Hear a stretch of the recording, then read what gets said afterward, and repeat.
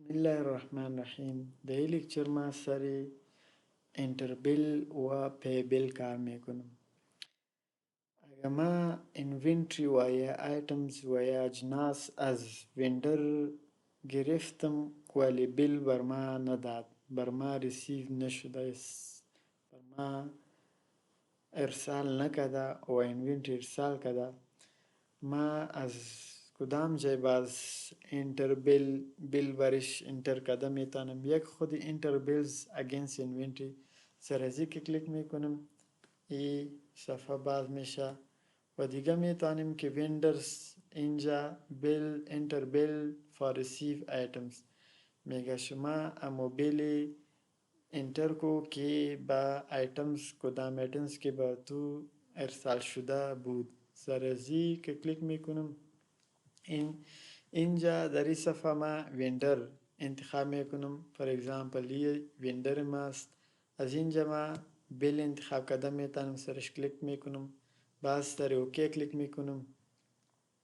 اینجا در میمون ما یک چیز نوشته کده میتونم، در رفرنس فور اگزامپل C04 نوشته کدم سیف انکلوز. اگر میخوایم از اینجا بیل انتر کنم با انوینتری که بر ما ارسال شده بود، اینجا کلیک میکنم، باز اینجا وندر ما انتخاب میکنم، از اینجا ما سری بیل کلیک میکنم and then اوکی. باز از اینجا ما رفرنس نمبر که نوشته کنم یا نوشته نکنم مشکل نداره، سیف انکلوز. سری اس کلیک میکنم، سیف انکلوز میشه.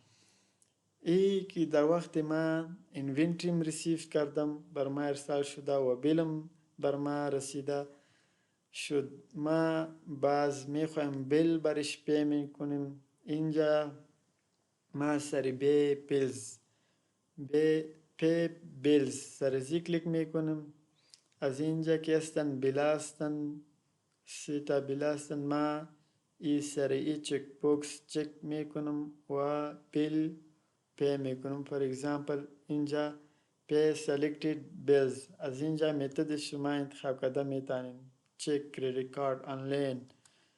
از اینجا پی سلیکتید بیلز سرزی کلیک کنم، اینجا میگن که ای پیمنت دیتیلز هستن، میخواین ایرا پی مور بیلز میگه شما میخواین دیگه بیل هم پی میکنی، میخوای ایرا پرینت کنی، سرش ای کلیک کن، ای آلریدی انتخاب شد، سرش اوکی و از اینجا پرینت کده میتونین. اینجا ستندر و ویلیتو ای انتخاب کده از اینجا میتونین.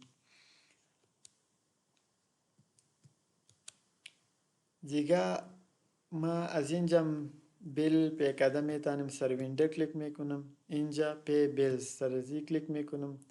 اینجا شما از دوتام میتونید هر چی که باشه کلشه چی پی کده در یک وقت میتونید.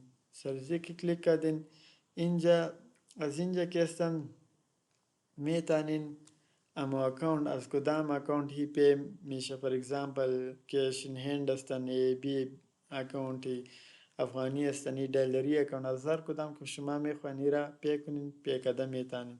اینجا میگه اسند چک نمبر، چک نمبرم برش داده میتونین. سر پی سلیکتید بیلز میخوایم اردو تا پیمنت کنم، سر پی سلیکتید بیلز و در اینجا سر دن اینجا میگن شما پرینت، از اینجا پرینت کردن میتونین